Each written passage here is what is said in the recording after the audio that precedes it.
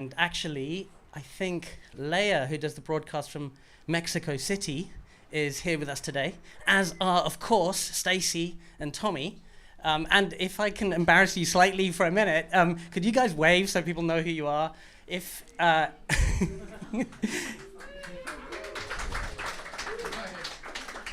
Thank you. If you don't already know them, I hope you'll get a chance to meet them today. And do please join us for a drink here afterwards to welcome Montez Press Radio to LA.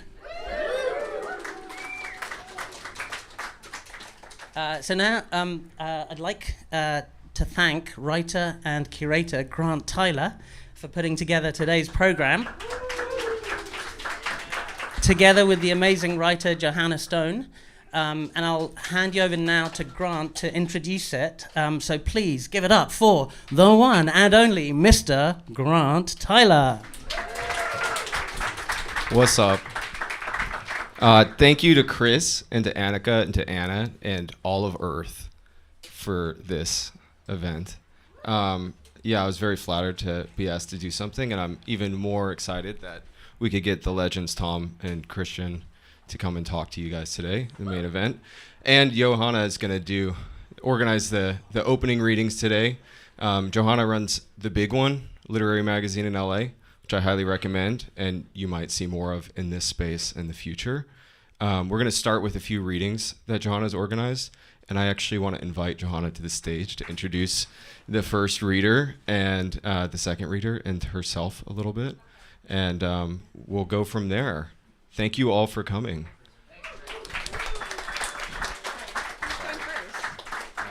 Okay, cool. Hi, thank you all so much for coming. If you're a writer and you live in LA, talk to me or my beautiful co-editor, Gabby. Gabby, where are you? Raise your hand over there. After the readings, we're always looking for new work, and all of the readings to be the precursor of this exciting and beautiful talk with Tom and Christian today are new work, and I'm really excited to introduce Violet Treadwell Hull, who's an amazing painter and fantastical writer from LA, who I've known since I was 16 years old, and now here we are. Okay, cool. Come on up, girl.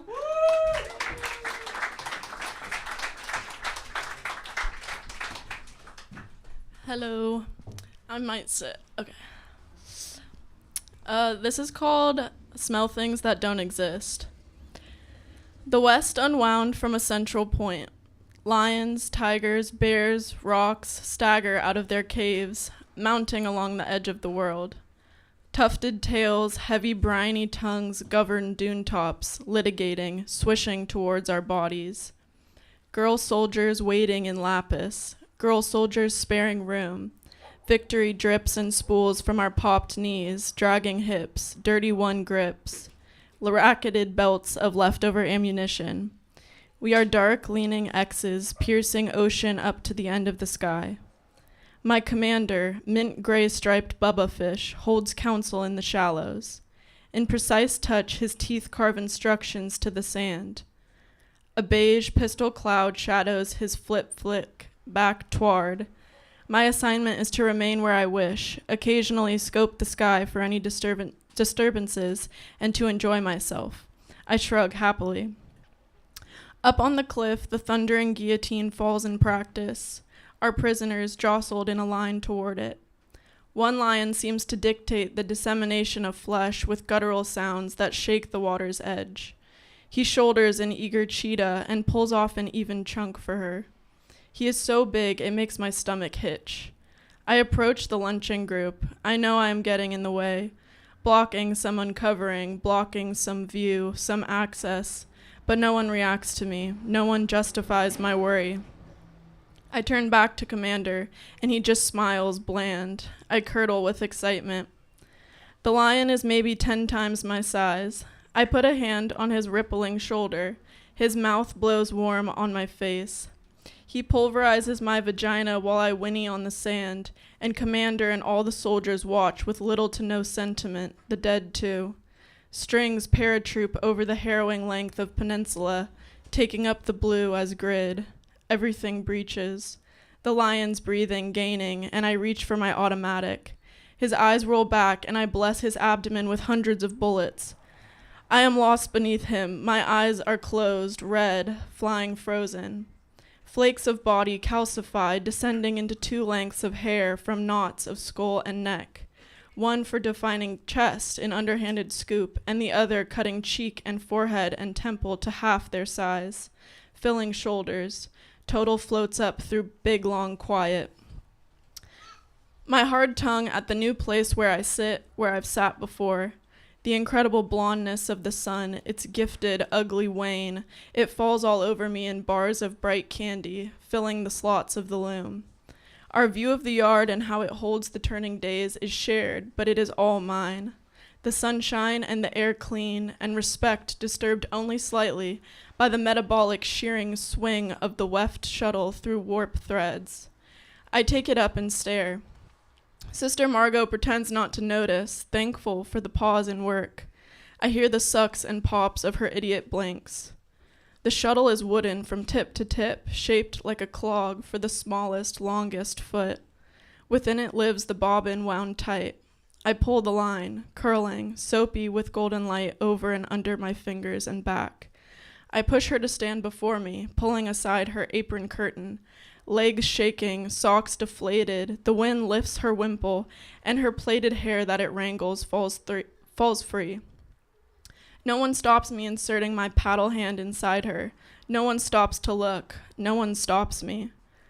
The wispy steeple perks above the cloister's green grassy middle. It punctures the sky. And then I was flung unto you. A boy buys a car that is a sensitive robot. A girl leans over that robot to nurse, and her stomach changes the course of my entire life. My body, foretold to regenerate every 10 years, speeds. I molt 1,000,000 times over and then pass with a quieting song. I am the countryside, and I'm in debt. You can't go any farther than this. You cannot pay the toll. I puff up my cheeks, mimicking coins tucked in my zygomatics, begging. You and you alone know how to row the boat down the river like sleep, that I would tilt and splash and fall. I wrap my sleeves into a heart-shaped hole. The moon makes currency on my palm. I choke and drop the light, and he moves on. To summon him, to interpolate his snout, to bring the shark to conference. Blood smeared across the rocks and bounds to where the valley of rainwater sucks at the scorched cheesecake hills. It's red, and it's Jesus Christ roadkill, and the skid marks look like a city skyline. His hot raspberry breath stationed in the deep, so I have to strain. I annul your position. He clucks, familiar to how my threats fade, but draws near. He flicks aside the bedsheets and points at my vagina. This moldy goof, it's disposed now, it's dying. A sage, a martyr, a virgin, a slumping sickness, a tested nomad. You are wheeled through sleep, you are encountered and blind, and do not let the shaven truth behind my diagnosis so readily paint me a villain and you a victim. Because then you will not hear, you will only continue to fail, for this is not my dereliction. This is not my failure to procure spiritual well-being from an unending hand.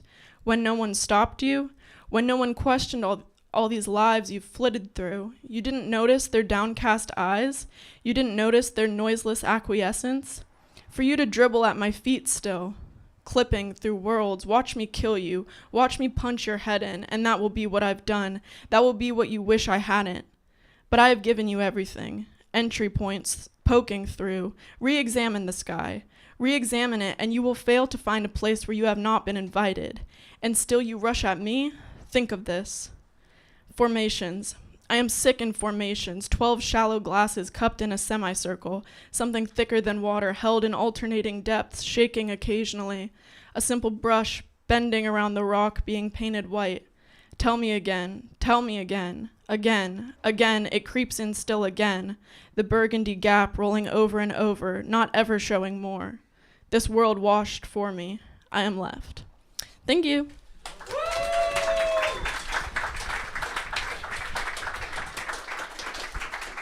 Thank you, Violet.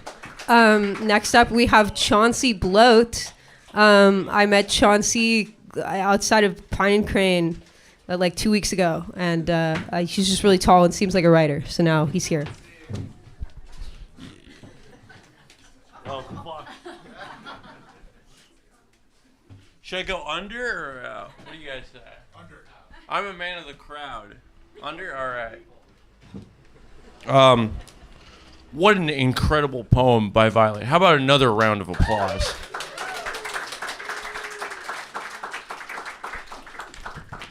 All right. This one's called Money City Ogre Tower Blues. In the next World War, I am breaker blimps in the sky. I am illicit photographs in the bureau drawer. I am attack pattern stenciled on hazy graph paper. I am the targeting matrix in the Silicon subway. I am the gas scare in the public square. I am the concussive stupor that follows impact. I am heart-seeking shrapnel suspended in the fog. I am glinting medallions on the emperor's collar. I am each sprocket in the sheet metal. I am the sweat string supply chain. I am a million magnetic trains burning on crisscrossed fuel lines. I am the unmanned aerial vehicle's idle dreaming. I am the diesel truck's holy fumes. I am brown smudges in the medical tent. I am the orbital platform that sends sun-streaked poles from above. I am boiling sawdust in the stainless steel pot. I am ration kits under the bunk. I am stuck to the bottom of your tank treads. I am crystallized condensation in the artificial rain. I am the fuse on the nape of your neck. I am the paratrooper's dumb hot cowboy luck. I am spinning wheels in the suburban muck. I am the napalm screaming over trees and into your hairline. I am the radiation scars in your kidneys. I am the man with binocular eyes in the observation balloon. I am cracked pens in the conference room. I am shattered beams in the multiplex. I am the infantry man's undershirt itch. I am the ink in the casualty report. I am discarded limbs dawdling on the floor. I am the fluttering flags in the propaganda beam. I am the intercontinental missile's throbbing core. I am dancing all over your radar blips. I am the stale coffee in the command center. I am cannon fire in the digital wheat field. I am infrared halos kissing your bare scalp. I am hoarding chocolate bars from the other orphans. I am the triple-ringed intelligence report. I am the heads-up display on your interstellar dashboard. I am the lotus eater in your supply depot. I am incendiary rounds hitting redwood bark. I am the urine-speckled rifle barrel. I am the depleted uranium in your colon. I am spaghetti stains in the commissary. I am the dead man's switch in the fortress city. I am the football jersey under your mechanical combat suit. I am the last boat out that you missed. I am the personnel carrier full of race car driver senators' sons. I am the defense contractor's blooming gut line. I am the grinning backroom deal. I am the artillery shell in your exploding dawn. I am the presidential pardon waiting on the desk. I am the squirming homunculus in the latrine. I am the anthrax canister's doting whirl. I am splenetic boredom in the arch of your foot. I am the dozing operator in the telescopic gloom. I am the playing card lounge in the trench. I am the combined arms response to your multicellular catastrophe. I am the breakdown in international consensus. I am the cartoon dog on your fighter jet's fuselage.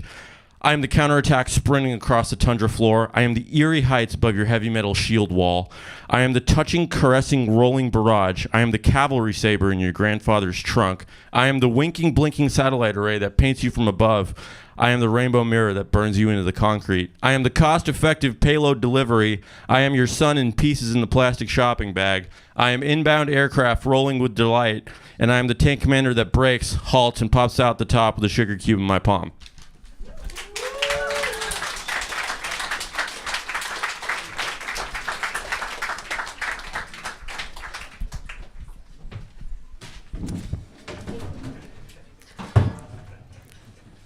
Thank you, Chauncey Bloat. Okay. What should I get them? Okay. One more from me. My friend Mark called me the other night. It's a blood moon, he said. I want to come over and look at it through the telescope. I got it all set up. Mark is a big science guy. He works at the pharmacy down in Covina. I went over to Mark's and we had a couple warm beers, and I looked through the telescope. It's a new one his wife got him for Christmas. The Earth is between the sun and the moon. That's why it's red, explained Mark, and he was excited to know this. I looked at the moon through Mark's telescope for a long time. I squinted as hard as I could. Finally, I came up from the telescope. I had noticed something strange. "Isn't it amazing?" exclaimed Mark. "You can see every crevice."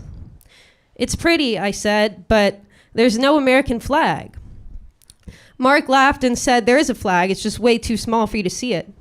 Well, that was pretty funny to me, because the whole reason I had gone over to Mark's house on a Friday night is because Lucy and I broke up, and I always felt like Lucy didn't really love me, but she said that she did love me, and I just didn't see it. She said I was too stubborn to believe in her love. Well, Thursday I got home from set and found Lucy doing ketamine with this guy, Tristan, who runs an indie film cinema. They had lines racked up on the coffee table I built her, and he had his shoes off and his socks off, which I thought was pretty weird. I had left my phone at work, so if Lucy had checked my location, she would have thought that's where I was. But I wasn't really there, just like the American flag. "There's 7 flags on the moon, actually," Mark went on. "One of them is Chinese."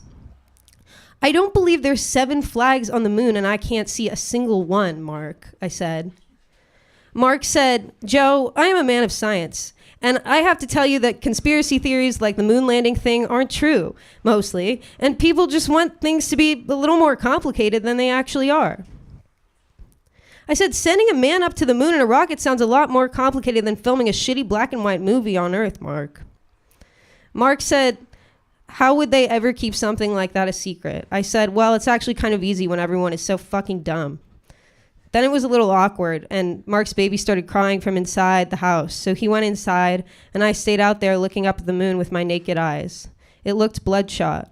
I thought about Lucy's eyes when she came towards me to say hello, so big and red from the ketamine, and even further away from me than usual. And I thought about Mark's question, how would they keep something like that a secret? And I thought, they won't anymore. They won't, at least not from me. Mark came back outside and he said, "Let's go to the planetarium next week. They got some moon rocks there from the Apollo mission. I think if you see those, you'll believe in it." But lately, when I go to a museum, I don't believe anything in there is really what they say it is. I asked Mark if he had any Xanax, and he said no. And I said, "Mark, you work at the pharmacy." And he said, "You've been drinking." I like Mark because even though he's boring and nerdy, he's not pretentious, and he values people's sanity. When I got back to my apartment in Pasadena, I went on Wikipedia. I pretty much have to go onto the computer to sleep every night now, so it felt nice to have something important to look up. The Wikipedia article for the moon landing conspiracy theories was really in depth, but the problem was most of those things they claim are untrue. I don't know how to prove wrong. But then I got to the part about the lighting, and that was something I actually knew about because I work as a gaffer for cooking shows on the Food Network. I went on r/moon landing fake and read through every post.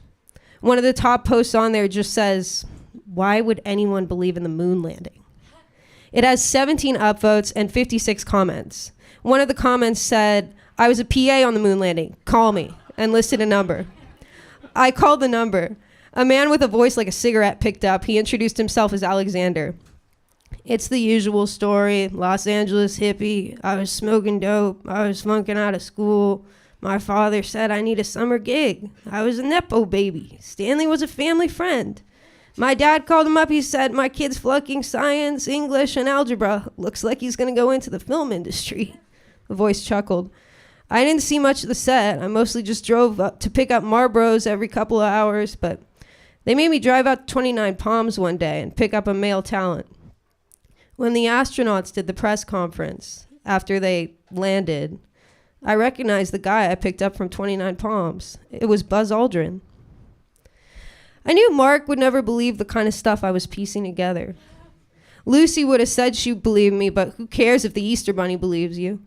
So after set one day, I asked my coworker, Paul, who operates the prompter on the Food Network shows, if he wanted to grab a drink. Paul is the oldest person on set, and he's a pretty weird guy. He has a strange accent, and he doesn't have a family. I was actually a little nervous to ask him to get a drink with me because I don't even know if he's gay, but I think he's just a pretty weird guy. Some people are off like that. There's a space between them and the world. "Paul, would you like to get a drink with me after work?"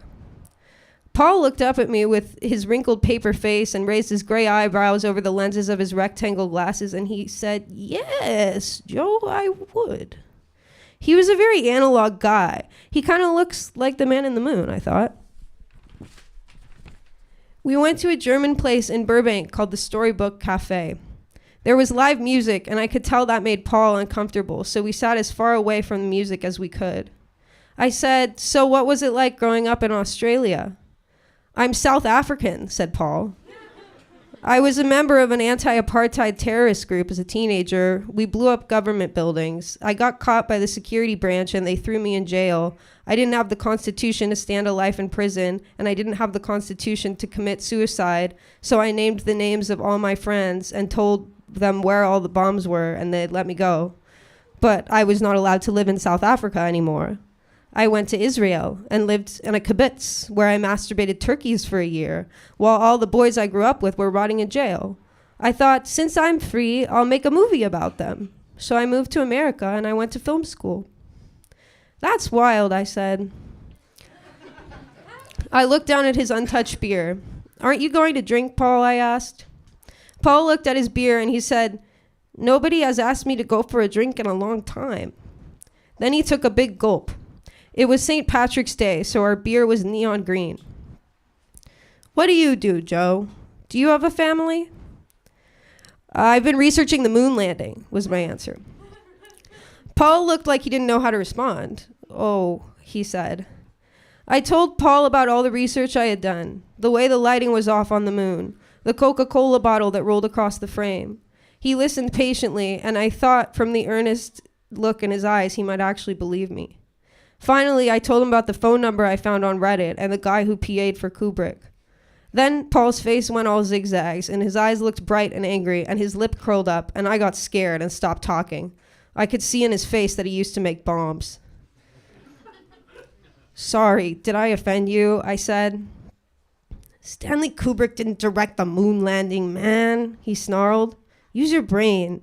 Why would they trust the most famous director in Hollywood to keep something like that under wraps?"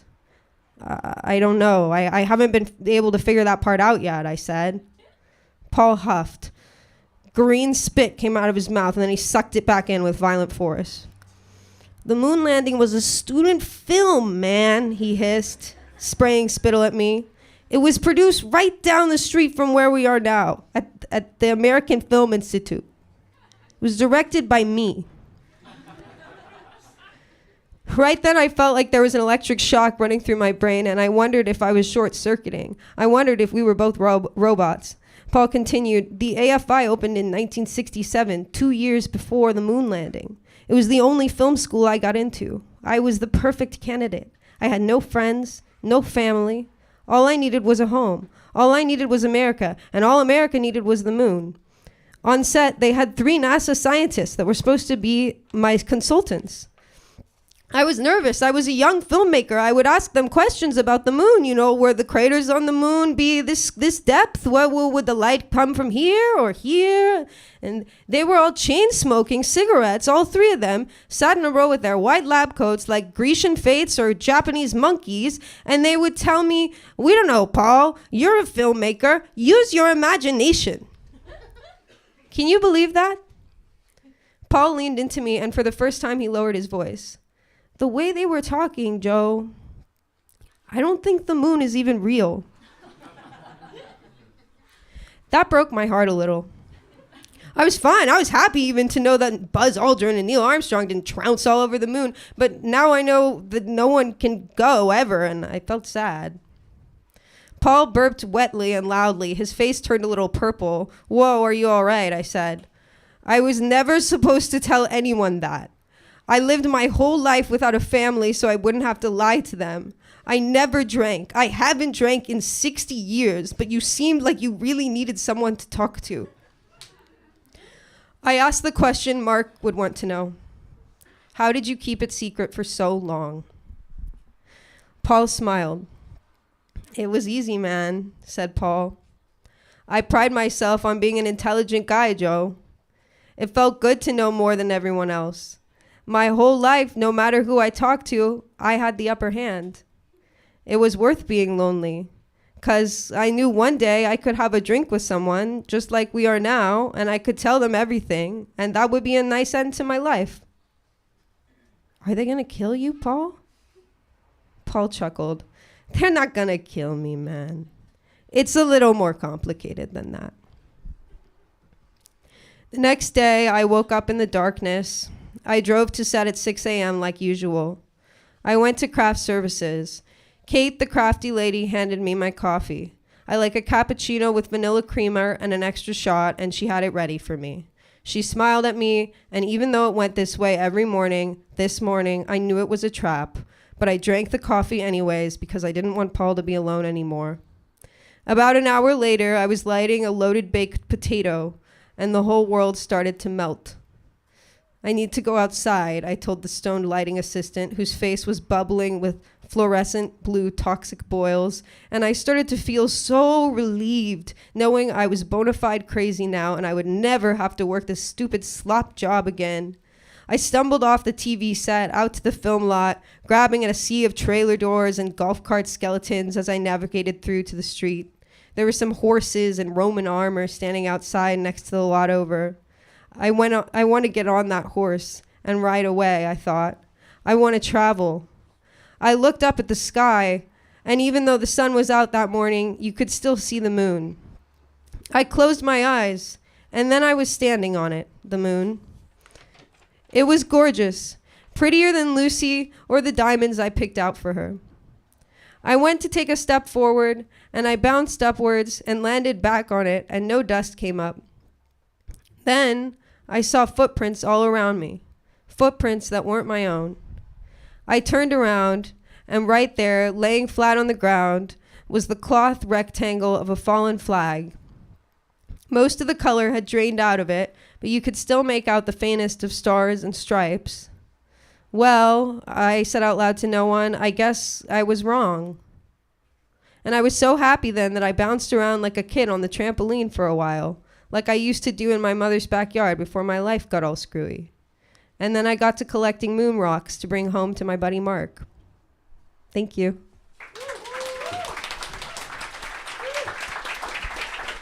Let's get a big round of applause for our three readers.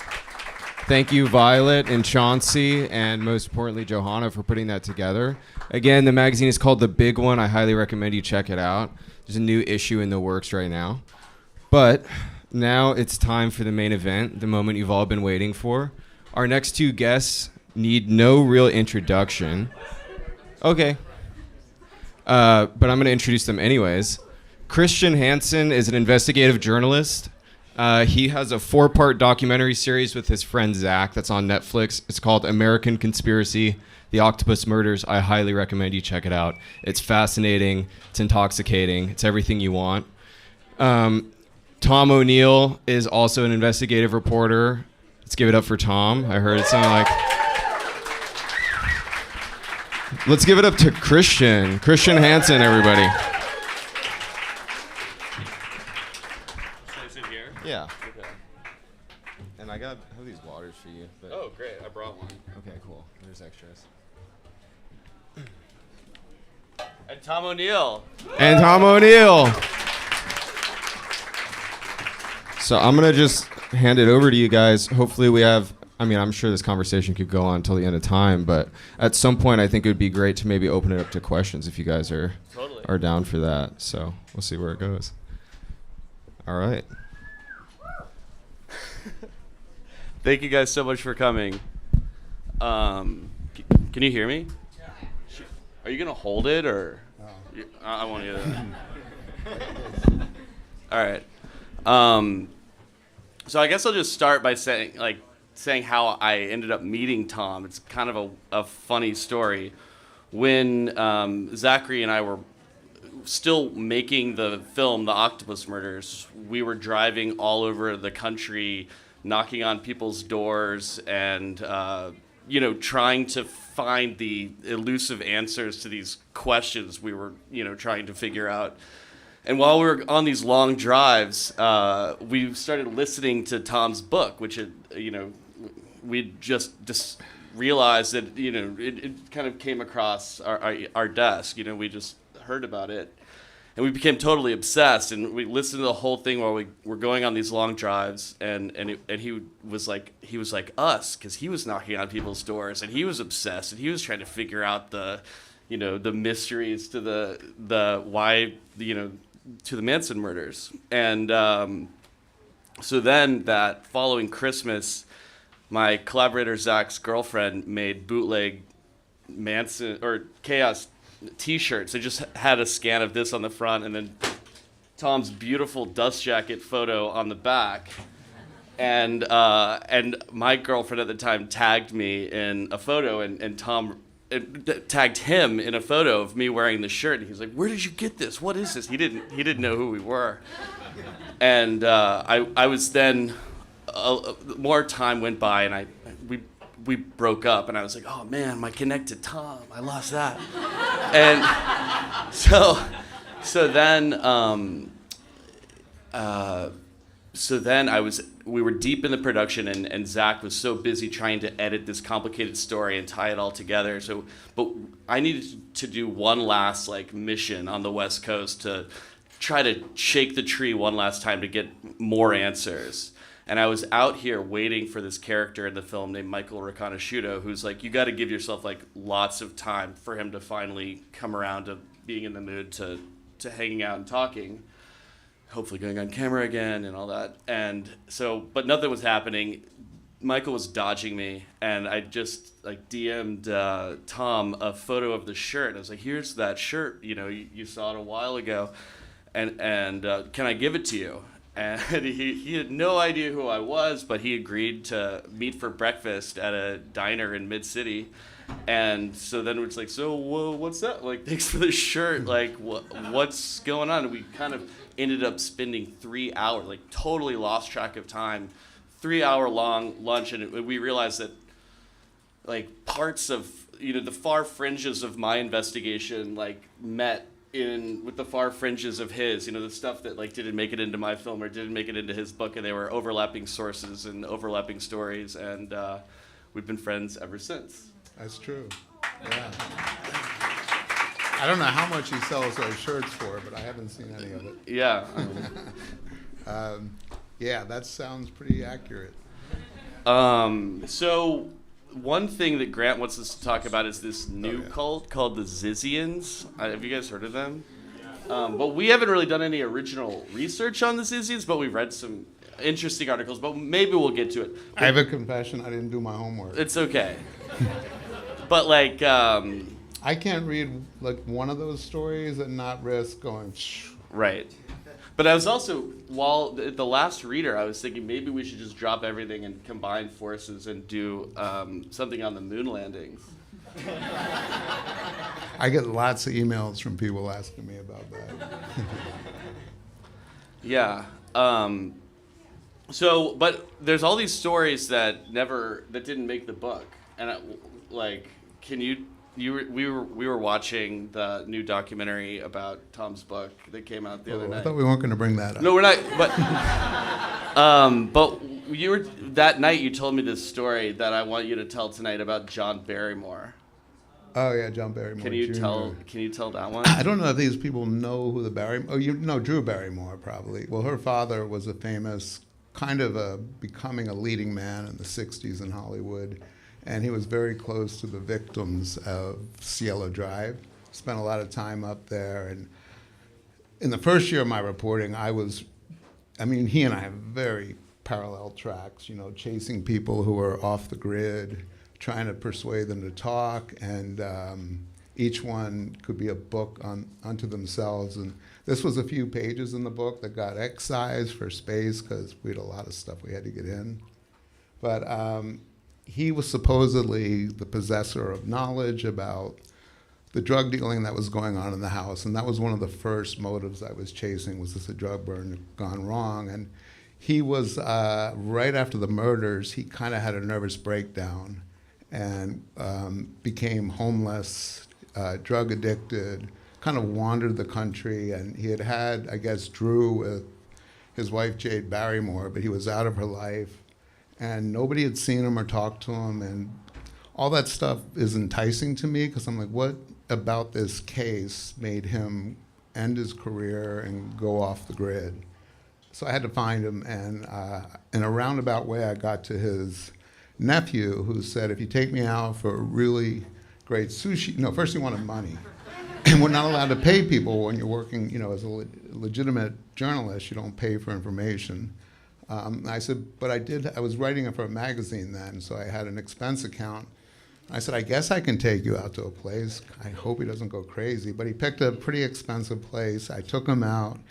He ordered everything on the menu, drank so much, and finally said, here's the deal. He's living with my wife and I in this kind of bedroom community between San Diego and LA. I forget what it's called. And it's gated. And he said, if you bring him a nickel bag of pot, that's all it'll take to get to him.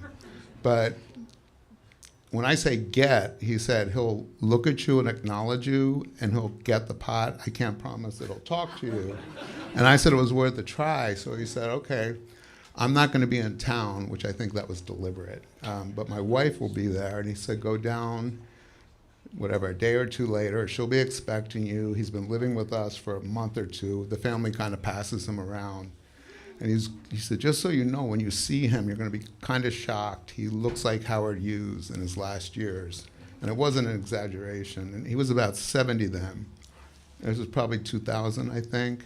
So I went to the house and I knocked at the door, as we had planned. And the wife answered the door, and she said, I'm so sorry. She said, a couple of my girlfriends came by to visit without announcing themselves. And John doesn't like the smell of strangers. And so when they come into the house, if he smells them, he vanishes. And I said, but I drove all the way down here, and I have the nickel bag. And she said, well, he's probably here somewhere. She goes, let's go out in the back. So we go out in the backyard, and she starts going, John, John, and she's looking up in the sky. I'm like, why are we looking up in the sky? And she says, well, he climbs trees to get away from people. And I said, isn't he 70? And she said, yeah, but he's very agile. So she said, why don't you leave? He's probably watching us from somewhere up there. Just drive away, come back in an hour. I'll get you back in, and in 1 hour I'll be in the shower. So he'll have to answer the door. He does get lots of deliveries, so he's not gonna not answer the door if I'm not able to. So we did that, and I came back, and he answered the door, and he looked like Howard Hughes from what, nobody took a picture of Howard Hughes in the last 10 years of his life. He had long white hair, long beard. He had these boots up to here, and long, dirty fingernails, and he looked like a ghost. Who are you? He said, and I said, I'm here to talk to you. Tony, your nephew, said you might talk to me about your friends who were killed at Cielo Drive. He said, you're a cop, get off, you're a cop. I said, no. And he said, you're here to buy art. And I said, no. He goes, I have Deckers. Do you want Deckers? I don't know if you guys are artists who Decker is. And I had no idea. And I go like this, I have marijuana. And he looks, and he grabs it from me and then shuts the door in my face. I'm like, no. I'm supposed to talk to you. So I got in there. And he said, what do you want to know? And I said, well, I heard you spent a lot of time with Jay Sebring, the hairstylist, who was one of the people killed that night. And you were close to Sharon. Don't say their names in this house. He said, are you an agent of the devil? Are you here? Are you sent from the devil? I said, I just want to talk to you about Jay and Sharon. Oh, get out. And he starts screaming at me and just waving his arms, and he's screaming for his niece, saying, who sent this man here? You're evil. Publishing is evil, which, I kind of agreed with. But so I left, and we always share stories when we hang out. He has as many as I have. And these kind of compound through time, and all this stuff we were going to include in the book for color, but it ended up not paying off because I didn't end up getting any information. And pot was illegal then. I don't smoke pot, so I didn't even know what a nickel bag was. And it's just one of the examples people wonder. So there is this movie that came out, if anyone's seen it. And the whole MK Ultra Jolly West episode, if you've seen it or if you know the book, that was 3 or 4 years into reporting when all this other crazy stuff kind of leads you down this primrose, terrible path. Then you get there, and then you don't believe that that's what it is, but you follow it. So that was one of the stories that he and I have shared, but some of his stories are scarier. I mean, I've never been in the back of a car blindfolded. driven to a location where I'm not allowed to know where it is or see for a half hour, and then get to that location and you're surrounded by guns. And did that produce? Happened. But Yeah. did that produce any information? Well, the guy knew information, yes, but when you're making a documentary, you need to get them to say it, on at least, record it somehow, and so that didn't make it in. But speaking of the, I don't know. Do you want me to tell that story or? I don't know. So Which mine or yours? I don't know. But speaking of the movie, I wanted to ask you one question about the movie because when we were watching it, there was this point where one of the girls says that she tied their hands with a towel. Yeah. And then that just sort of washes over you, and then you're like, how do you tie somebody's hands with a towel? Yeah. And so then you were like, well, Manson went back. Can you talk about? Yeah, talk I mean, about I what don't know you how think about familiar you that? guys are with the story. I think they're pretty familiar. I think mine's a little easier to follow than yours. Yeah. Because you have so much intrigue and so many like double and triple agents and shit. Totally. I just have, well, actually mine gets a little complicated too. But yeah, there's, information that Manson had gone back to the house after the murders to rearrange the scene, and he actually admitted to it probably 20 or 30 years into his prison term, and it was published in a book that he was cooperating with. And then as soon as it came out, he recanted, and it was always hard to tell. I mean, I interviewed him a few times, and if you've seen videotaped interviews of him, there's a lot. He speaks in riddles and psychotically, and you never really know whether he's playing a part or telling you the truth. He likes to lead people on and stuff, but I do believe he went back. And With the character Reeve Whitson, right? who's not in that movie they made about my book. Yeah. One of the most important characters. Who was a person who was working in intelligence and ended up, I spent a year or two just trying to figure out who this guy was and how he fit in. But I present a circumstantial case that he was the one who went back to the house with Manson, rearranged the scene, and he had told the people who were his closest intimates before he died, just like a year before I was reporting this, that his dying regret was that he had infiltrated the Manson family in an intelligence operation and could have prevented the murders, but didn't, and was at the scene after the murders had been committed, but before the bodies had been discovered. And there's a timeline that there's a book called Helter Skelter, which my book kind of used as the template in the beginning. I was trying to expand on that and report that out and get more, try to flesh stuff out that I was curious about, and some stuff didn't kind of add up or make sense to me. And one of them was about the crime scene and how different it was from the description of the confessed killers when they were confessing to the actual physical scene. And there was also a lot of noise and gunshots and screaming. And Bugliosi, in the beginning of the book, I think gives 3 examples of reports of noise at 4 o'clock in the morning, all at the exact same time from the same location. And the canyons are weird because things kind of bounce. But which he didn't say, was 2 of the reports are from private security guards who patrol and are good at being able to locate, and they were much more extensive than he said. So, I kind of document these occurrences. Yeah, this is all in a lot of these reports I uncovered, through a lot of chasing, a cop who had the entire tape file, homicide investigation file, who wanted to sell it to me for like $50,000, which I didn't have. And I went out to one of those beautiful ski places in Utah. I know somebody who knows what the name of the town, and he had a house next door to Demi Moore and Bruce Willis when they were married. And he was a retired LAPD cop. I don't know how he got this big, beautiful mansion, but it took me about 7 years to finally wear him down, and he finally agreed to let me. He had then moved to Palm Springs, and I went out to his house there, And in exchange for organizing all of his files and collating them, indexing them, because he was going to write a book, I would get to have access to everything. And it's like, you have all these same stories. I spent a week, I think, in his garage in Palm Springs, and he'd come out in the morning. They started letting me let myself in at like 9 in the morning. And he'd come out at about 11 in his bathrobe with a martini. And he'd bring me one, and I'm like, I'm trying to work, Mike. And he and his wife just drank all day. And they would take me out to lunch, and I said, it's going to take me away from this. And, they only wanted me there till 5 or 6, and we'd go out to these long, drunken lunches. And we'd come back, and it took forever. But that's where I got a lot of the information about the stuff that became some of the larger revelations in the book.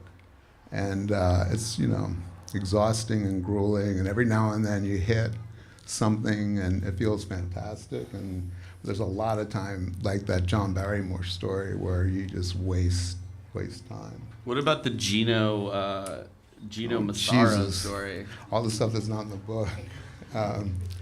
That's pretty long, but it was about one of the early suspects was a hitman for the Los Angeles mob named Gino Massaro, and he was dealing drugs to the victims, and he had a partner named Joel Rousseau. And if anybody's familiar with the story, kind of like in the internet world, a lot of people have gotten these documents and speculated about them. And Joel was murdered, found in the back of the trunk of a car at JFK Airport, shot to death. And the gun was Gino's in the trunk with him. And there was all this physical evidence linking Gino to the murder. And Joel was close to Jay Sebring, the hairstylist. And Gino I was trying to find him, and I found out that he had been declared dead by the court in the 70s. And he'd been missing, and they thought they presumed him to be murdered, but I found out he had gone into witness protection. And here's a tip for anybody that does this kind of investigative reporting. You're wasting your time if you FOIA the CIA. They just don't give you anything. But the FBI does, and often, maybe it's even better now with Doge, they're always making mistakes and giving you documents that are supposed to be redacted and they're not. I've gotten social security numbers, all kinds of information that they just must get lazy because it's tedious work and there's thousands of pages. So I found out that he'd gone into witness protection. And I found him, and he was living in Sarasota, Florida, evangelical minister with a devoted congregation, a thriving real estate business. And this is like the early 2000s, and I wanted to interview him, so I called him, and he had a new name that I guess I shouldn't divulge here. He's still alive, because I check every few months. And I called him, and I said, Mr. So-and-so, Jones. He said, yes, how can I help you? I said, I'm Tom O'Neill. I'm doing some reporting about some activities from Los Angeles in the late 60s, early 70s. He goes, well, I've been living in Florida for years. And I said, but I'm talking about when you were Gino Massaro. And there was just this long pause. And then he said, I have no idea who that is. And I said, well, he worked for the Licata family, and he was an early suspect in the Tate murders, and that's what I wanted to talk to you about. And he said, are these friends of mine playing a joke on me? Have you been set up to do this? So he denied it. And there was nothing I could do, and I think at that point, I'd been fired by the magazine. I had no expense account, so I put it off, but I couldn't let it go. And 2007 or 8, I sold the book to my first publisher before they fired me and sued me for the return of the advance. But I had a little money to spend, and I went to Sarasota, and I cased out his real estate business, his church, and he was in a gated community, so I couldn't get him coming or going from the house. And I finally decided I'd go knock at the real estate office door, just a small little real estate office in a suburban shopping mall in Sarasota. But I called him first from the parking lot, And I said, I had called him once more, like a year or two before, and he did the same thing. Somebody's playing a prank on me. You're so wrong. Just leave me alone. So this time I said I wanted to talk to him, and he said, just stop pestering me, whoever you are. And I said, well, I'm actually in your parking lot. And a long pause. And he said, we've got the wrong person. I might call the police, but get off the property. I said, well, it's a public parking lot.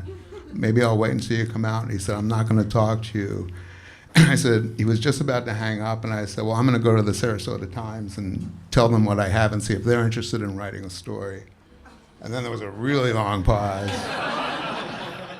And he said, come on up. So I go to the door, and I'd forgotten that the descriptions of him, there's no pictures, never seen a picture, except in his ministerial life. He goes to the beach every Sunday with a crucifix and baptizes people.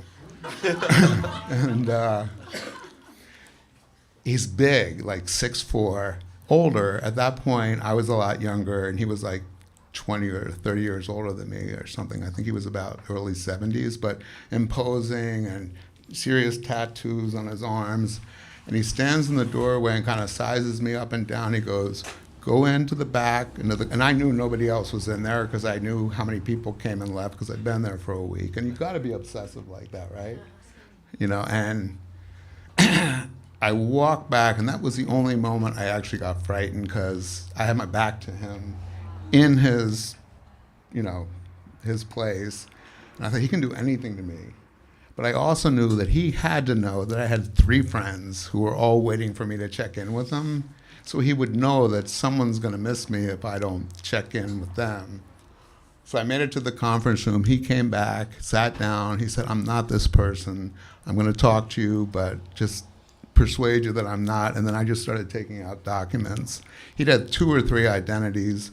I'd actually gotten his handler in the sheriff's department when he first became an informant. He was an informant, first for the sheriffs, then the DEA. He had 3 different places, and 2 of them thought he had really died and didn't know, so they shared information with me. When I started just giving him one document after another, he finally said, so if I were this Gino Massero, what would you want to know from him? And then he let me turn the tape recorders on, and we talked for about 2 hours, 3 hours, and he started reliving his glory days, and he had shot and killed a person.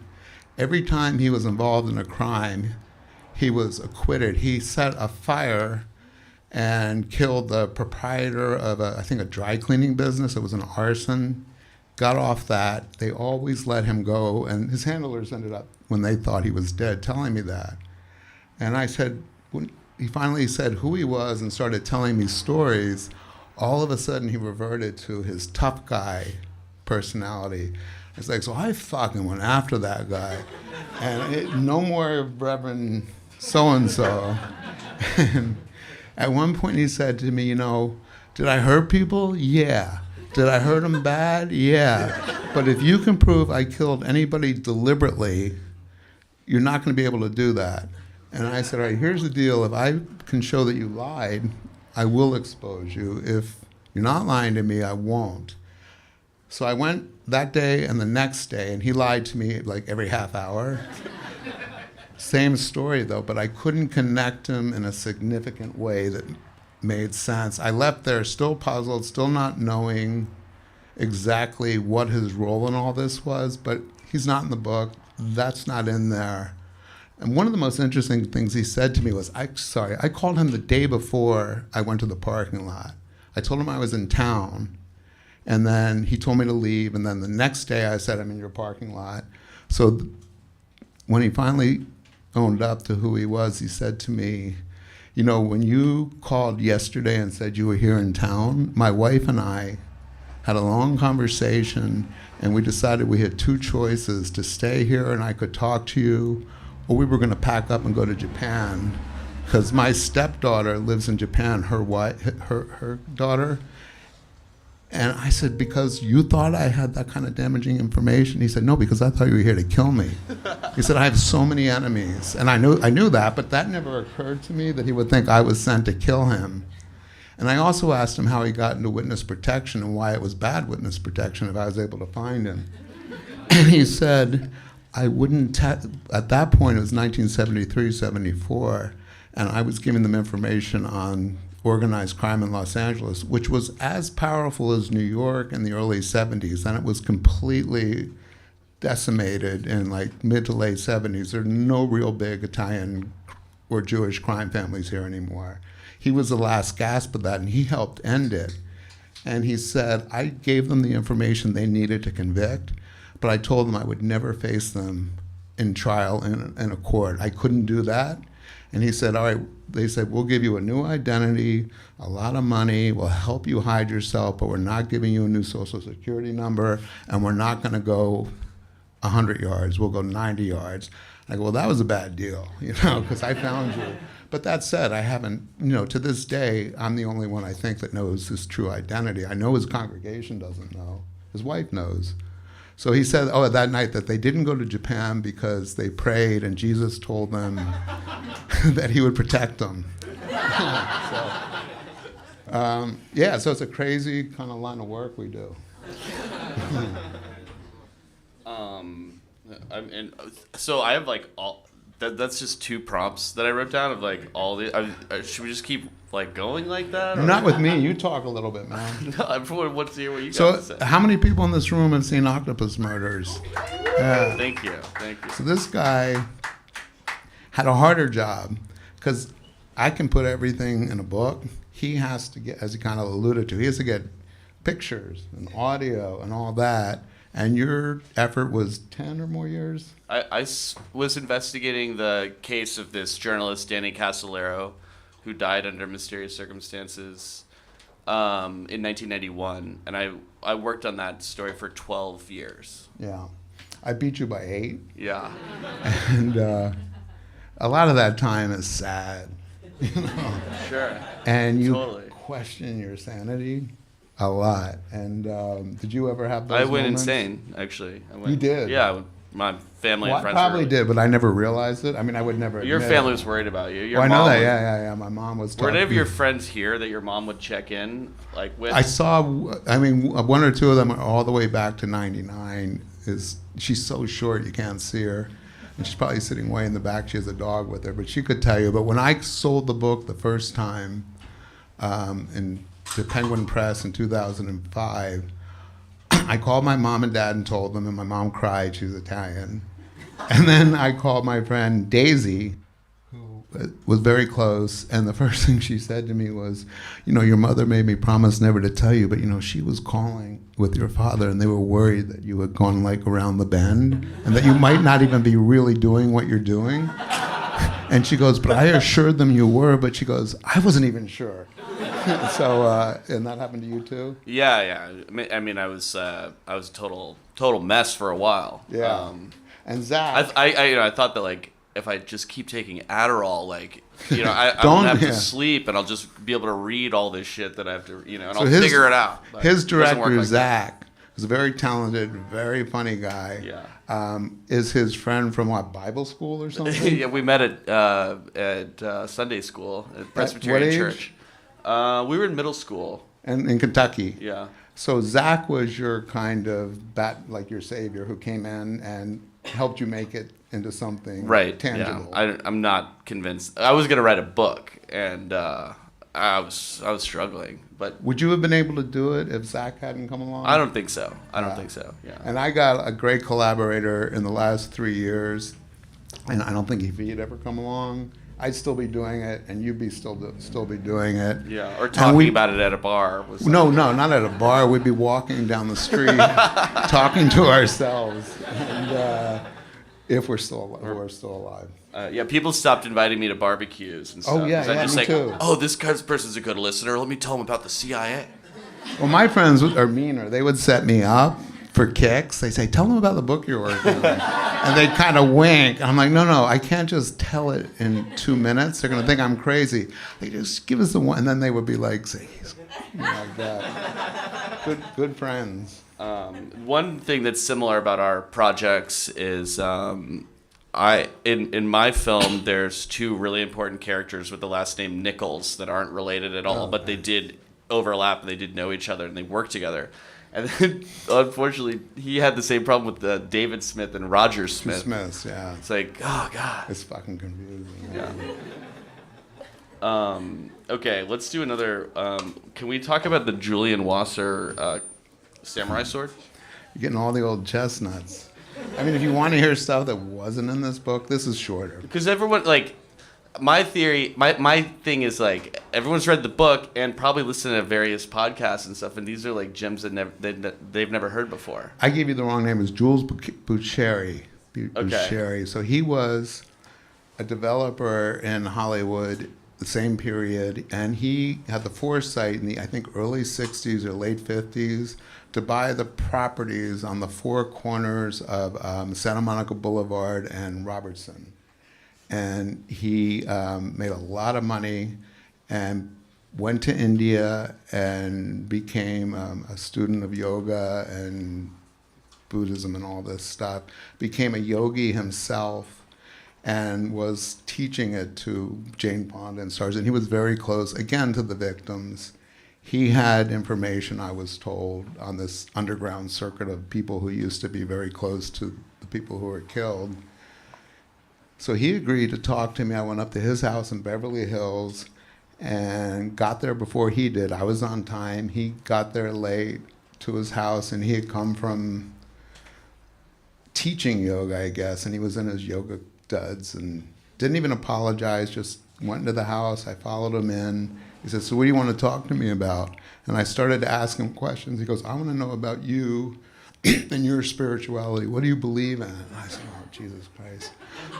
And I said, I'm really, I know you don't have a lot of time. And to make a long story short,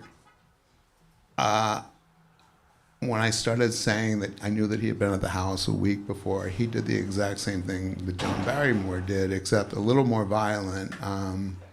He said to me, you can't talk about any of this within this house. I won't talk about that, but I will tell you about the tenets of Buddhism. And I'm like, I don't want to know that. And he starts giving me these books, A Course in Miracles or Of Miracles or something. And he said, open to page 30. I said, Mr. Bucheri, I don't want to do it. He goes, you shut the fuck up right now. He goes, I will cut your throat from ear to ear. So he had all these Asian weapons hanging on the wall, like swords and these things. And he was an intense little man. He did take care of himself, and I was terrified. And I said, I'm going to go. He goes, you're not leaving here until you read me the 20 tenets of something. And I said, I won't do it. And he goes, you motherfucker. And I'm in his house, and I finally started to walk out, and he got between me and the door. He said, sit back down. I sat down. I kept trying to get information, and finally he said, get out and take your evil with you. And my editor, that was when I was still with the magazine, she made me file a police report. I said, I'm not going to file a police report on a 70-year-old yogi. She goes, he threatened to cut your throat from ear to ear. You have to let them have a record of that in case anything happens after the fact. So it was kind of embarrassing going in and doing it. But I had to do it 3 times, I think, in 20 years with 2 other people. And again, only because she said, we're a serious magazine and we're responsible for you and we could get sued if you get murdered. And I go, I never really felt, people were crazy and people threatened me, but I mean, even Manson people, but I never felt threatened. You did, though, because you had. I mean, mostly not. Mostly, you get a sense of the people and they seem, you look them in the eyes and then, I don't know, I liked them, I think. And I didn't think like they me. were. That was the difference. yeah, I just didn't think they were going to, kill me. Yeah. After all these years for what, I know. Well, they want you to be quiet. Uh-huh. Yeah. But, I mean, the movie came out and nothing really happened. It was entertaining. I don't, right? What? Nothing changed. For you. Yeah, for the case. Unfortunately. Yeah. Well, he's still working. Yeah. On this. And that's one of the other. You're still working. Yeah, that's one of the other horrible things. I thought when I published the book in 2019 that I look forward to waking up in the morning and not having dreamt about Charles Manson all night.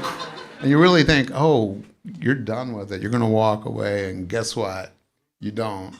Also, when the book gets some publicity, then you start getting people reach out to you with information, and 95% of them are insane. 5% of them aren't, and they come to you with, I mean, just since this movie came out, which has gotten a lot of publicity, I've gotten all new, Tex Watson's cellmate, who was with him until 3 years ago last week. Actually, I shouldn't say these other people, like 3 or 4 other people. Once there's and you can check them pretty quickly. Sometimes, again, like they're nuts. But a lot of people bring information that you wouldn't otherwise be able to get. And then the next thing you know, you're doing a part 2, despite your best intentions. Yeah, one thing, I mean, it's interesting you were having dreams about Charles Manson. I would think you would have more dreams about Jolly West, because it's sort of like at some point. Well, it depended on the year. Yeah, at some point Manson sort of fades into the background, and then it's like he's. I should have said the subject of the Manson. Oh, right. Stuff. Yeah, not him individually as much. Well, I wanted to jump off to. I mean, there's so many cases that West is associated with. We've got Jimmy Shaver. Is he have blueprints on the Jonestown case at all? That's actually something that I looked into a lot before the book came out, and I couldn't find anything kind of tangible except real circumstantial stuff. Since the book has come out, I found more information that is leading to the possibility that, I don't know how much you people know about this guy, but he was an expert on cults, cult creationism, the whole phenomenon of it. And what nobody knew, because up to the day of his death, was he denied having anything to do with the CIA's MKUltra project, which was a brainwashing project. He'd been accused of it, but nobody had ever been able to prove it. And every time it was, he taught at UCLA and for the last 20 years before he retired. And the student newspapers would sometimes do a story, or sometimes, and every time he threatened to sue people, and he denied it vehemently. And until it wasn't a waste because I found what I was looking for, but I spent a whole summer in the archive at Charles Young Library and looking at his collection, the first one to look through his papers that he had, left at the university, and he didn't leave these documents in there deliberately. I'm guessing that, he had graduate students going through stuff, and he got sloppy just like the FBI does. And they left about 20 pieces of correspondence between him and Dr. Sidney Gottlieb, who was later called the poisoner in chief, the whole head of the MKUltra. And in these letters, starting in 1953, the two of them created the blueprint for how they were going to use drugs and experiment on people without their knowledge or consent. And in these letters, and if you look at my social media, I have a bunch, I think they're in the book too, photos, about their objectives, which is, inducing mental insanity in a person without their knowledge, removing true memories, replacing them with false memories, inducing permanent amnesias, that kind of thing. Horrific experiments that broke every code. This is, not too long after Nuremberg. But, they were doing it for patriotic reasons. But anyway, I found these documents because they were mistakenly left there. And it showed that he was involved in all this stuff despite his denials for his entire career. And there's stuff now that I'm hoping might be able to prove that he was involved. Not in the aftermath at Jonestown, which he was after the fact. He would go up and interview survivors and then lecture, but I shouldn't talk too much because if it's there, it'll be in the second book, but that he was involved in the creation of an experiment in Guyana from the very beginning. And there were a couple other high-profile cases too. Including this guy Jimmy Shaver, Timothy McVeigh, Patty Hearst. SLA, yeah. Well, Jimmy Shaver's in the book. Right. Yeah. So that story is amazing. Yeah. It's not, unfortunately, in the film. Not in the movie. No, I don't. I know. Maybe because it's 90 minutes. It seemed like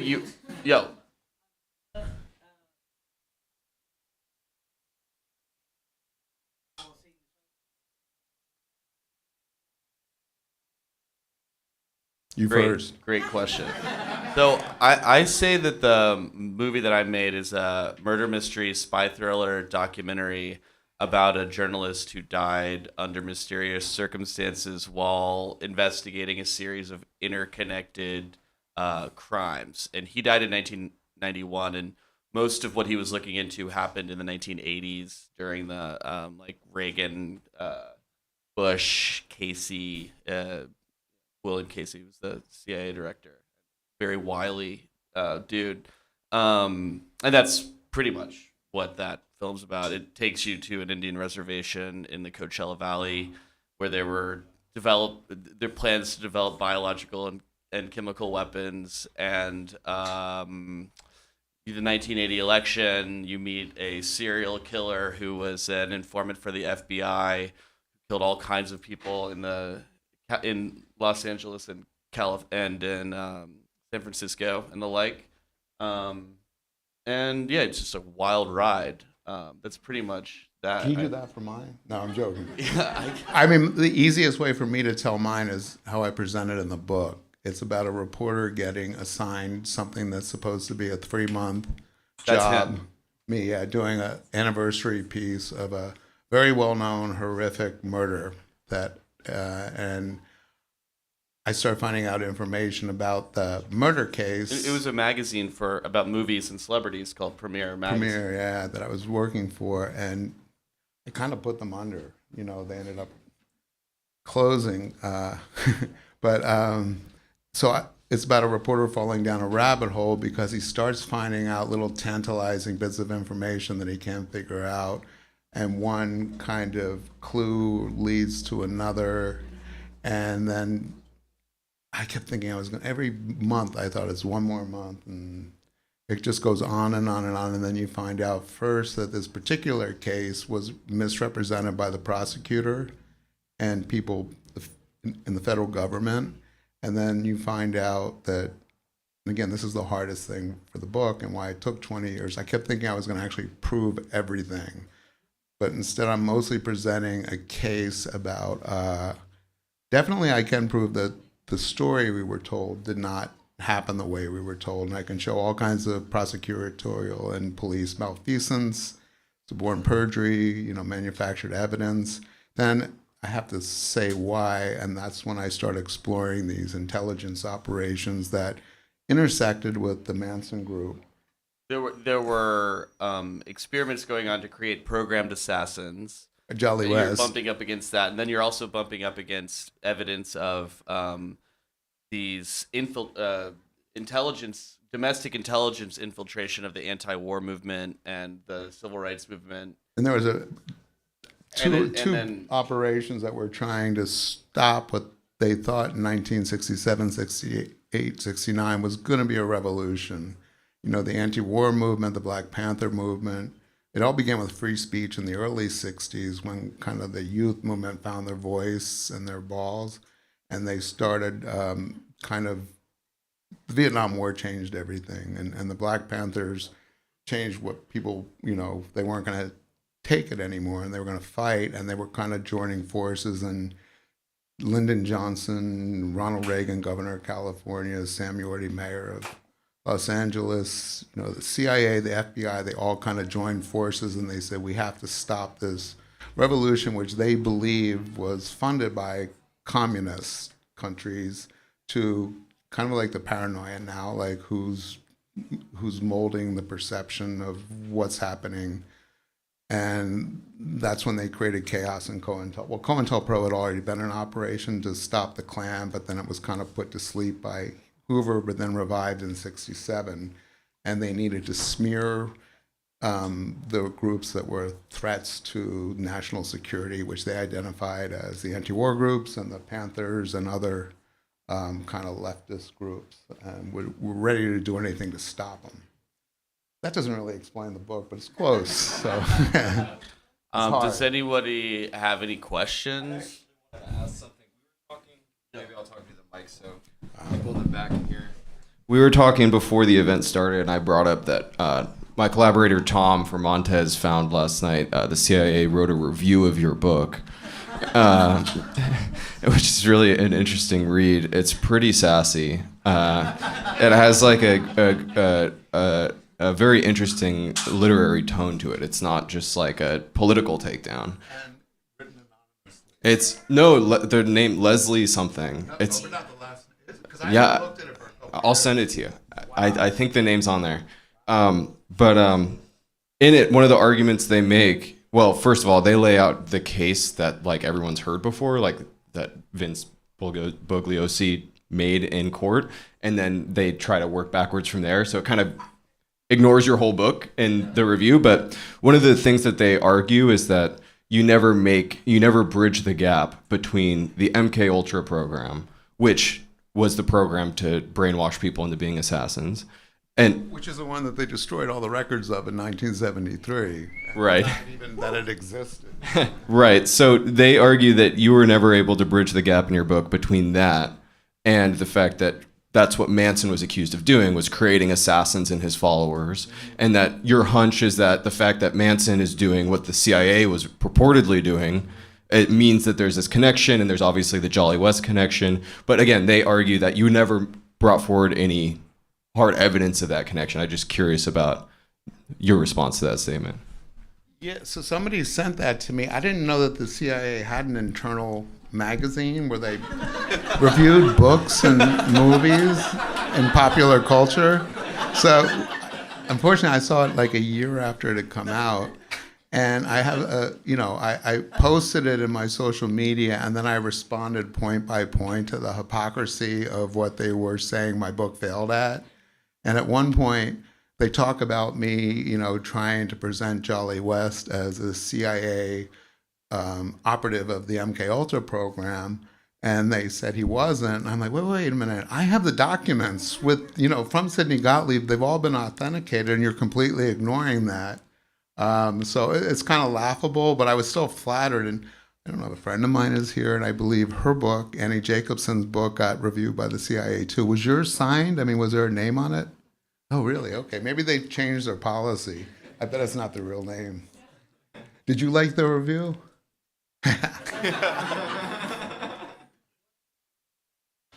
Nuclear War is one of like 20 books that she writes every 2 years. Her most recent, very good book, being made into a movie by the director of the Dune franchise, right? Not David Lynch, the later Dune franchise.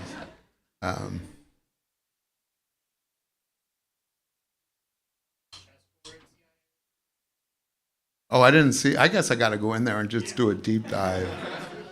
Yeah.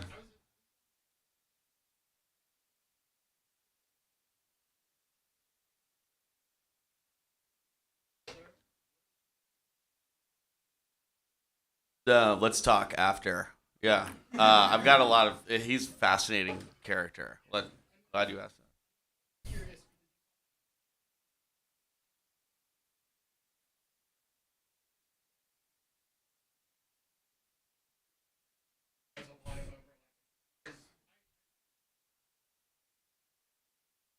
Oh, wow. Philip Arthur Thompson's son. Okay. Okay. Right. Oh, Yeah. thank you. Yeah, there's some there. Well, one of the things was in the murders that happened on the three on the Indian reservation. The three guys, so the one tribal member and his two friends.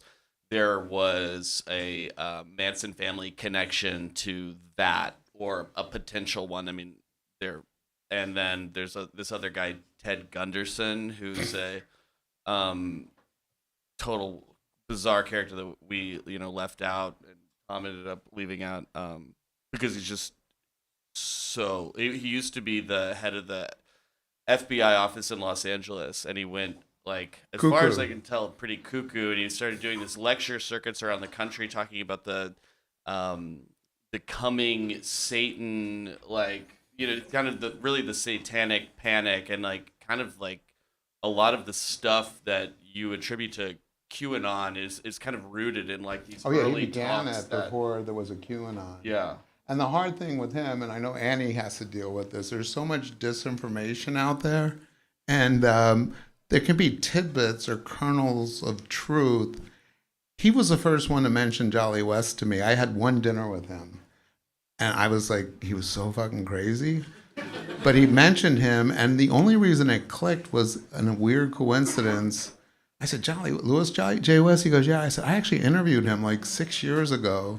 I was doing a story on stalkers, celebrity stalkers, for the magazine, and I spent 3 months, I got it in on time, but interviewing a lot of victims, family members of some famous. Rebecca Schaefer was kind of the main crime in the piece. She had been a star of a TV series, and her stalker went to her doorstep and shot her to death. And he was an expert on all kinds of violence and obsessive, mental, kind of psychotic or sociopathic violence. And I went to UCLA, and he was late. Whenever they're late for your interview, that's a red flag. Unless they apologize. He didn't apologize. I'm sitting there for like an hour in his office. Had I known then what I knew later, I would have gone through the drawers. And I know you would have too, and you would have too. But he came in and he was just like, all of a sudden, he just was on autopilot lecturing me like I was in a class. And I was trying to stop him to ask him questions. And he said, I'm not finished. And it was just, he wasn't giving me anything. And I never even transcribed the tape. And it wasn't till Gunderson mentioned him. And he mentioned MK Ultra to me, which in 2000, I think it was, I'd never even heard of. And I thought, that's crazy. And it wasn't until a few weeks later that it started kind of popping up that I all of a sudden said, let me see about this Dr. West. And then I looked him up and saw that he had just died like the same year. And that, I think that's coincidences. But then I found out that he had so recently died. When I called UCLA, you usually assume if they have a long career like that, they've got a massive archive and they'll donate it. And they had received it at UCLA, but they hadn't processed it yet. And the head of special collections there, Charlotte Brown, was sympathetic. And she said, look, there's long lines for all this stuff. You said you have a deadline in 3 months? And I said, yeah, and I got to meet it. And she said, I'll see if we can release. He ended up having 160 boxes. So I got a box at a time that I kept going back to and going back to. But Gunderson was the first one that mentioned it. So that meeting kind of changed the course of my story. And again, I don't know. I don't want to think about him too much because I don't know if he knew what he was doing or he didn't know what he was doing. If you look him up online, don't. He's a very controversial figure. Ted Gunderson. And I mentioned him on a couple podcasts, and I started getting hate mail from people who love him because they thought I was not talking about him respectfully, and that I also don't credit him on my book. I keep meaning to check the endnotes, which aren't indexed, because I thought he was in the endnotes. I don't know, but there are characters like that you never know, obviously, whether they're telling the truth and whether you're going to waste too much time. But he ended up sending me on in a good direction, for better or worse. You had a question?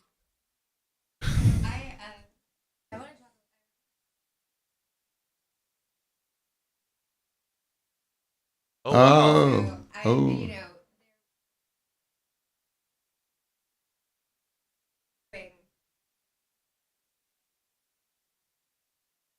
That was going to investigate the basis of violence in a way that, as you can imagine, in the 70s was surprise racist. And so there were a lot of accusations at the time by, for instance, the Panthers and some of the lawyers associated with SDS that, for instance, there were psychosurgery happening in Vacaville, so on and so on. And I would love to hear what you uncovered on that. Just quickly, that's another intersection point because the head of Health and Human Services in California at the time was a guy named Earl Bryan, who later was involved when Reagan came into power in D.C. in stealing this Promise software, which factors very heavily in my movie. So anyway. And I think I interviewed Earl. It wasn't an interview. I talked to him on the phone, and he told me to leave him the fuck alone and never call him again. I had no money to go. He had just gotten out of prison. He'd been in prison a long time. He went to the Eastern Shore of Maryland, and it's too complicated to say why he was integral to that, but he was part of the Violence Center. He was a liaison between Governor Reagan's administration and Jolly's project. In a nutshell, Jolly's plan was to use an abandoned missile silo in the Santa Monica Mountains, have violent prisoners brought there, and do experiments to see if they could induce violence. And I don't know if you have I can never remember how much is in the book. You guys, I think the first time you came to my house was just to look through my Violence Center files, because I have a lot of stuff I didn't use. I'm happy to share it with you. Give me your number later, because there's so much more stuff to be written about it. But West, true to his style, his original blueprint for that place was doing psychosurgery. And he was hiring Frank Irvin and all these psychosurgeons. And then when they got found out, he backtracked and said he never psychosurgery is implanting electrodes in people's brains, and they were going to do this in every human rights rule in the world was going to be broken. And luckily, other faculty at UCLA, they were his biggest opponents, and the students started finding out about it, and they got some of these original plans, and then they caught West in that lie. None of them knew what MK Ultra was yet, because that was 73, 74, 72. Had that stuff been in the context of this, he probably would have gone to prison then, because that would have exposed all the stuff he'd been doing since 1953. But anyway, ended up, I think it was a state legislator, they had to fund it, and they shut it down even though Reagan wanted it.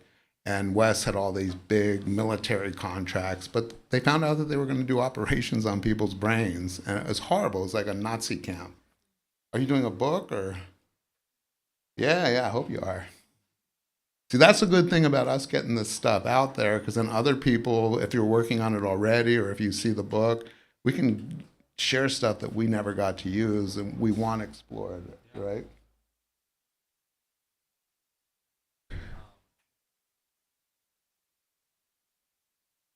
No. Sorry? Oh, okay. He asked me if any progress has been made on these audio tapes. Tex Watson was the main kind of murderer for the Manson family group. He would go to the Tate house. He went to the Tate house, and then the next night, the La Biancas, was the main stabber, and he was detained in Texas when the case was kind of breaking, but before it was publicized that they had these suspects in custody. And you guys might not know this, especially if you hadn't read the book, but this crime really kind of rocked not just Los Angeles, but the country and beyond. Because, Sharon Tate was 8.5 months pregnant and stabbed to death. And it was such a bizarre crime with blood writing on the walls, and this other couple in Los Feliz across town that apparently had no connection to them was killed identically. So when they finally kind of cracked it, Watson was taken into custody, and his lawyer, everybody in his small town, Denton, Texas, knew everyone. So the LAPD contacted the sheriff, who I think was Watson's uncle or something, and they said, "Can you take Charles Watson," that was his name, into custody? We're sending 2 detectives down. And the sheriff called Bill Boyd, who was a town lawyer who had represented Watson when he stole typewriters in college, some stupid little misdemeanor. So Bill Boyd went in and Bill Boyd tells me this in an interview in 2008 on audio tape. He said, so Charles came in, his parents brought him in. I said, the police wouldn't say what they were coming to interview him about. And he said, Charles, do you have any idea why these 2 detectives want to talk to you? And he said, no idea, sir. And he said, well, they're flying here, so they're serious, and there must be some reason. He goes, I have no idea. And he said, all right, Charles, why don't you stay in my office? I'm going to take your parents out to lunch, and maybe when we come back, you'll think of something. So they came back after lunch, and Charles said, could I talk to you one-on-one? And Bill Boyd said yes, and he goes, do you know that actress Sharon Tate who got murdered in Los Angeles a couple months ago? And Bill Boyd said, of course I do. He goes, I'm the one who killed her. And then Bill Boyd said, well, you're not going to talk to them. I'm going to represent you, but I want you to tell me everything that happened. And he tape recorded him for 2 or 3 days. And these tapes, I discovered, existed in this lawyer's office after he told me this. And in the interview, he also said that Watson described other murders that the Manson family had committed that had never been discovered or connected to them. And I knew immediately, I've come from a family of lawyers, that he was violating his the privilege of his client. You're not supposed to say, oh yeah, there were other murders that he got away with, because he's still alive. And I said, oh, well, Mr. Boyd, is there any chance I could listen to those tapes? And then all of a sudden he realized what he had just said. And he said, well, of course these weren't murders that he committed. These were murders that the other people with him committed that he had knowledge of. I said, okay, but can I listen to them? I said, there's always been rumors of other bodies and other missing people who might have been killed by them. Vince Bugliosi said that it might have been as many as 35, and they were only convicted of 9. And he said, well, I'd have to get Charles's permission. And I said, he's not going to give you his permission, if that's going to end. There's no statute of limitation on murder. And he said, well, I'll talk to him. Long story short, again, and I hate to always say that, but it was a year of me calling him almost monthly, and he stopped coming to the phone after a couple months. And the secretary would always say, he's away, he'll call you. And then finally I told her, I said, I'm going to publish what I know, because I have it, on audio tape, we're on the record. And she had already told me he was in China. And she said, well, I'll get the message to him in China. And then I literally, a minute later, my phone rings, and it's Bill Boyd's office in Texas. And he said, you can't put that in the newspaper. He goes, I didn't give you permission to say any of that. And if you say that, I'm going to deny it. And I said, well, you said it on audio tape. He said, I did not give you permission to tape me. And I said, oh, yeah, you did. That's on audio tape, too. He said, God damn it. And then he hung up on me and wouldn't talk to me. Then he had a heart attack a month later. And I didn't find out about that, and then I found out his firm had gone into bankruptcy. So to answer your question, they're locked up in the LAPD, who's then ended up becoming, because I publicized this, they became part of a court battle because the district attorney's office wanted them, because they wanted to investigate other murders. And Watson wouldn't release, they were in bankruptcy court because Bill Boyd's money was bad.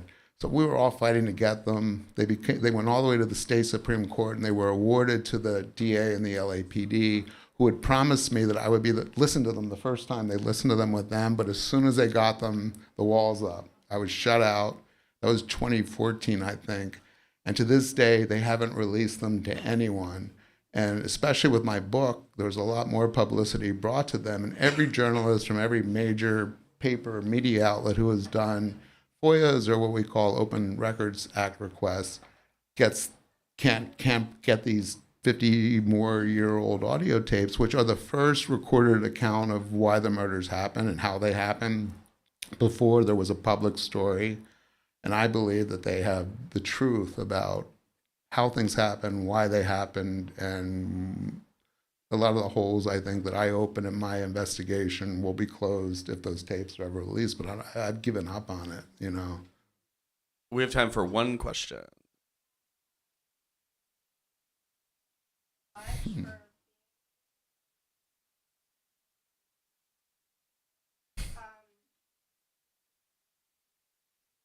Oh, come on. That's going to scare him away. It has, but it weeds them out. Oh, But this question is less about the so obsessed with type of content, and I both kind of he more than me. Yeah. and it's not a competition. But I'm wondering how you both seem very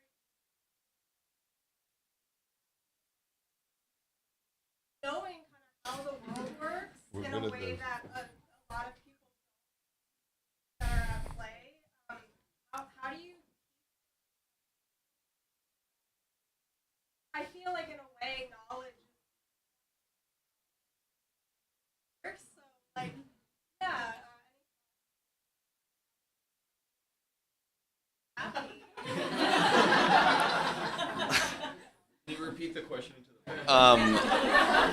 The question is how. How do you hide your despair? Yeah. I like to play sports. I like to play tennis and go sailing when it's nice out. And I just think that like I kind of approach it like I'm more of like a dude who like to take. I was a photographer. I was a photojournalist, and that was really kind of a fulfilling, interesting, fun career. And I stumbled on this story of what happened to this guy. And it's like, am I the only one that cares? I really care about what happened to him. And it's like, why isn't somebody else going to do something about it? I was like, well, I guess I'm going to do it. And so then I just kind of feel like maybe I'm cleaning up, and Annie and people like us, we're kind of like, someone's got to make sense of the world. There's going to be all this secrets and disinformation and lies and bullshit. Like, someone has to like do this like kind of dirty job, but it's actually really fucking fun job. So that's where I come off. I mean, I think it's fun. It is dark, but I had a secret. I mean, something I figured out. I really question not just my sanity, but was I wasting my time? Had I gone crazy? Because I was chasing stuff that was conspiracy. Nuts that I was always questioning, is this about, I was trying to analyze myself. Is this about you trying to be important? Shit like that. I'm like, well, I'm not important. I'm broke. I'm getting evicted. People hate me. What is it? And then it's in the book, I think at the end, I made a list of like the 10 most important, like a bullet list of the 10 most important things I found out in the course of whatever point I was at. I'd always add to it and take stuff out, so it was just 10. And I carried it in my pocket. And if I'm like walking the dog or drinking alone at a bar or just walking around and start thinking, and I always did, why am I doing this? How am I ever gonna face my family and the people who believed in me? I take out the list and I go, oh no, this is important stuff. This is what I've been able to prove. And I just had to keep reminding myself, and that's how I think I kept going. We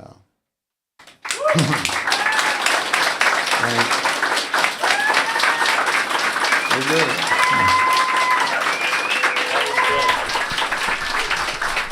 Big round of applause for Tom and Christian.